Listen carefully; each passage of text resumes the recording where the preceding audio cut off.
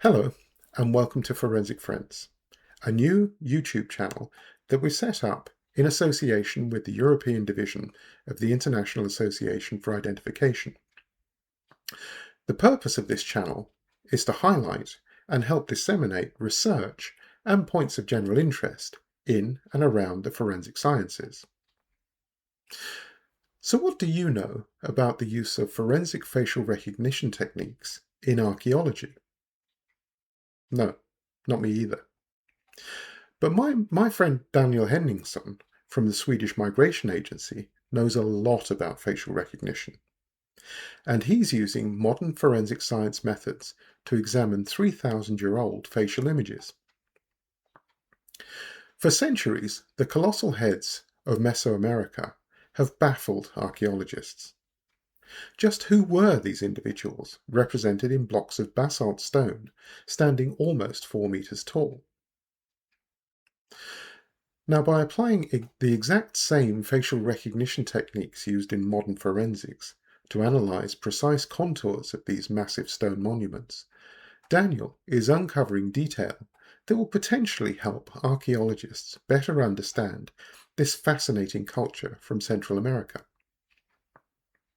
Here's a condensed version of Daniel's presentation to the European Division of the IAI Educational Conference in Tallinn, Estonia from earlier this year. I want to begin this short presentation with taking the opportunity to thank Dr. Anthony Laird for asking me to make this video. The Olmec culture was Mesoamerica's first civilization and flourished around 1200 to 400 before Christ. The most iconic artistic expression of this culture is the so-called colossal heads, found in 4 places in the Olmec core area.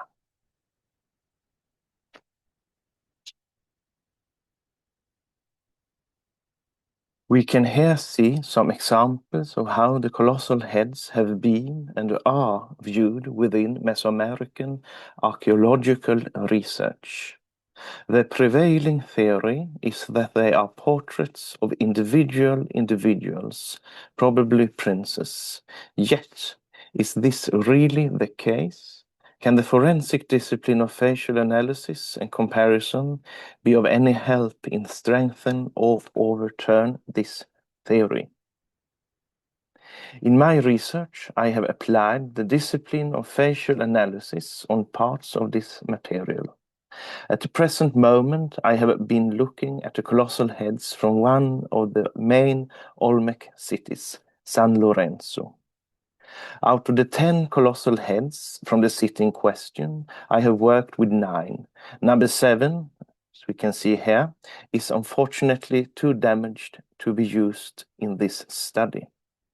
The remaining 9 have been studied, and here we can see numbers 1 to 6, and here numbers 8, 9, and 10. I have chosen to divide the facial analysis into 3 main parts: the area around the eyes, the area around the nose, and the area around the mouth. Let me start with the eyes. We can immediately see that the artists placed emphasis on highlighting the upper eyelid creases on all of these sculptures. However, no major variation can be distinguished. The overall placement of the eyes does differ somewhat, however. Some of the eyes have the lateral canthi, that is the outer corner of the eye, and the medial canthi, the inner corner of the eye, on a more or less horizontal line, while some of them have a much more diagonal placement of the canthi, with the medial higher up than the lateral. Regarding the form of the medial canthi, the quality of the images, or rather the lack thereof, unfortunately affects quite a lot of what we see here. Some of the images, such as Colossal Head 1, probably also number 4 and 6, however, show clearly downturned, almost beak or claw-shaped canthi. Colossal heads 8 and 10 instead show straighter and pointed canthi. Concerning the nasal area, the overall shape is fairly triangular on all noses. Regarding the nasal base, we immediately notice how the artists have chosen to strongly mark the nasal wings, the alii, on almost all 9 specimens, with the exception of number 2. Furthermore, it is interesting to note that almost all, with the exception of numbers 3 and 10, have the nasolabial lines marked. This is particularly prominent in numbers 6 and 8. The nasal root is marked in different ways, as a type of triangle on numbers 1, 2, 4, 5, and 8. Number 3 has a vertical and a horizontal line or crease, and number 10 only has a horizontal line or crease.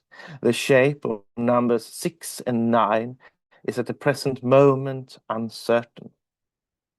Regarding the area of the mouth, it is interesting to note the importance the artist has placed on the contour line of the mouth on colossal head 1. Furthermore, the fold between the lower lip and the chin, the mentolabial sulcus, is marked on all heads. Head number 3 is damaged, but it's probably also visible here.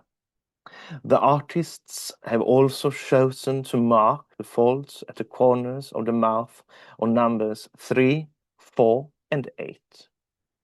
Finally, it is interesting to note that only number 8 has its teeth depicted. It is still a fairly thin material that thusly has given a fairly slim result.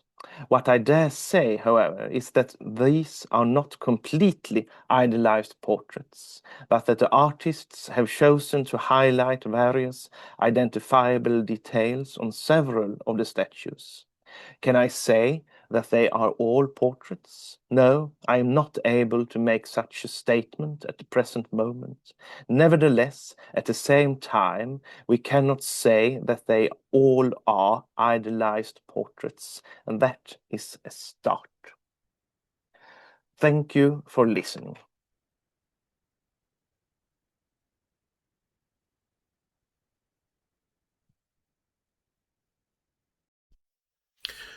By looking at these ancient monuments through the lens of modern forensics, Daniel Henningsson hasn't just analysed stone carvings.